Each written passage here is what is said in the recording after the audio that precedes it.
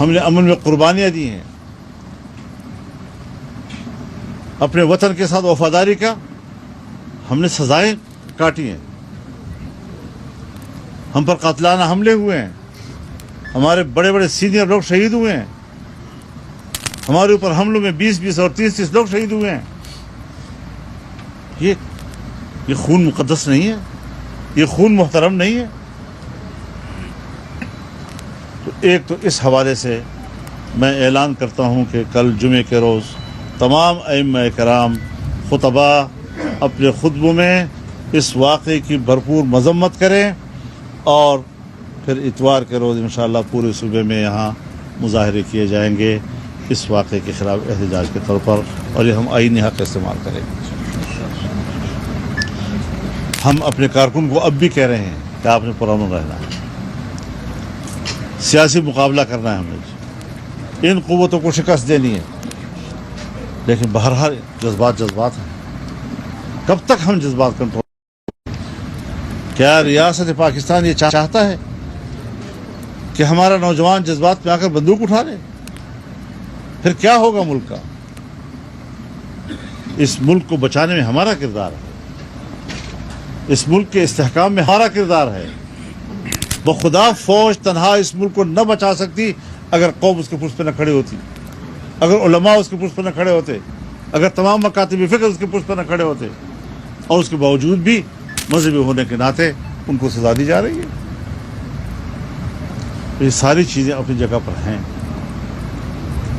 کون عدم استحکام پیدا کر رہا ہے وہ ہم سب جانتے ہیں، لیکن ہم ملک میں افراتفری نہیں چاہتے باہر۔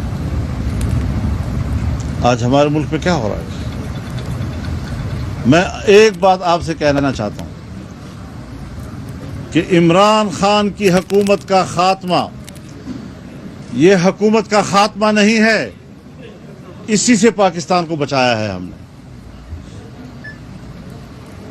ان کا منصوبہ سامنے آ چکا ہے پاکستان کو 3 ٹکڑوں میں تقسیم کرنے کا، ان کے بیانات اس پر آ چکے ہیں۔ عجیب صورتحال ہے کہ ہم تو حیران ہیں کہ پنجاب میں ضمنی الیکشن ہوا۔ اگر ضمنی الیکشن کے نتائج آتے ہیں، اگر ہم عمران خان کے حق میں آنے والے فیصلے کے خلاف ہوتے تو ہم آج بھی کھڑے ہو جاتے نا، لیکن ہم نے 2018 میں گاندھی کے خلاف بات کی اور ہمارا موقف صحیح تھا۔ یہ ملک کو تباہ کرنے کے ایجنڈے پہ آیا تھا، اور اس کی حکومت کا خاتمہ پاکستان کی بقا کے لیے لازم تھا۔ آج وہ کبھی کاغذ پھرا رہا ہے، میرے خلاف سازش ہوئی ہے، میرے خلاف سازش ہوئی ہے، اور ایسے پاگل اس کے ارد گرد جمع ہے کہ وہ جو چاہے اس کے پیچھے دوڑ رہے ہوتے ہیں۔ ایسی بیوقوف طبقہ میں نے دنیا میں نہیں دیکھا کہ ایک احمق کے کہنے پہ اس کے پیچھے دوڑ رہے ہوتے ہیں۔ اور آج کل کہتے ہیں جی ہم تو جہاد لڑ رہے ہیں۔ جہاد کس چیز کا لڑ رہے ہو؟ تمہارے خلاف جہاد جائز ہے۔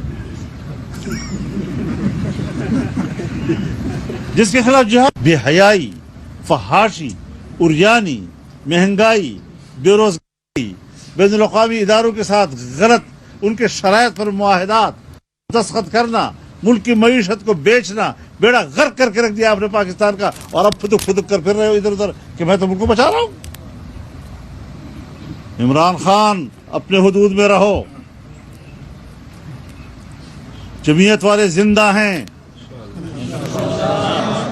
ہم زمین اتنی گرم کر دیں گے آپ کے لیے کہ آپ کی یوتھیوں کے نرم تلوے اس زمین پر نہیں رکھے جا سکیں گے۔ ہم فضا کو اتنی گرم کر دیں گے کہ تمہاری یہ چھوٹی چھوٹی تتلیاں ان کے پر نہیں برداشت کر سکیں گے اس فضا کی گرمی کو۔ حدود میں رہو۔ ہم بیرونی سازشوں کا مقابلہ کرنے کے لیے میدان میں آئے ہیں، ہم بیرونی مشنری کو اس ملک میں شکست دینے کے لیے آئے ہیں، اور تم بیرونی مشنری کے ایک ایجنٹ ہو۔ ہم نے تمہیں صحیح کہا ہے کہ تم ایجنٹ ہو کسی کے، تم ہو کیا چیز؟ लॉस एंजल्स से लेकर डी चौक तक तुम्हारे ताफुल की बदबू फैल रही है, अखलाक तुम्हारे ये हैं, किरदार तुम्हारा ये है, तुम हमें पाकिस्तान के निज़ाम समझाते हो। गंदगी और गलाजतों से तवक्को है कि वहां से फूल उठेंगे, खुशबुएं उठेंगी। लिहाजा ऐसी हरकतें मत करो।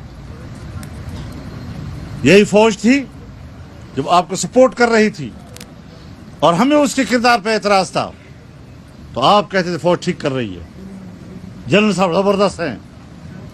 आज जब वो न्यूट्रल हो गया है तो तुम उसे जानवर कहते हो। मैं तो खराज तासीन कहता हूं, मैं तो चाहता ही हूं कि न्यूट्रल रहे, लेकिन ये तुम्हारे हक में इस्तेमाल हो रहा था, उस वक्त ठीक थे वो। आज उनको गालियां दे रहे हो तुम, शर्म नहीं आती तुम्हारे इस यू टर्न पे तुम्हें?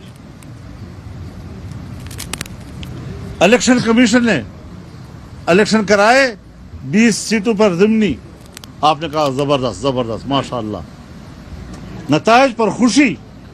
और अगले दिन जब खबर आई कि फॉरेन फंडिंग केस का फैसला आने वाला है, इलेक्शन कमीशन मुस्ताफी हो जाए।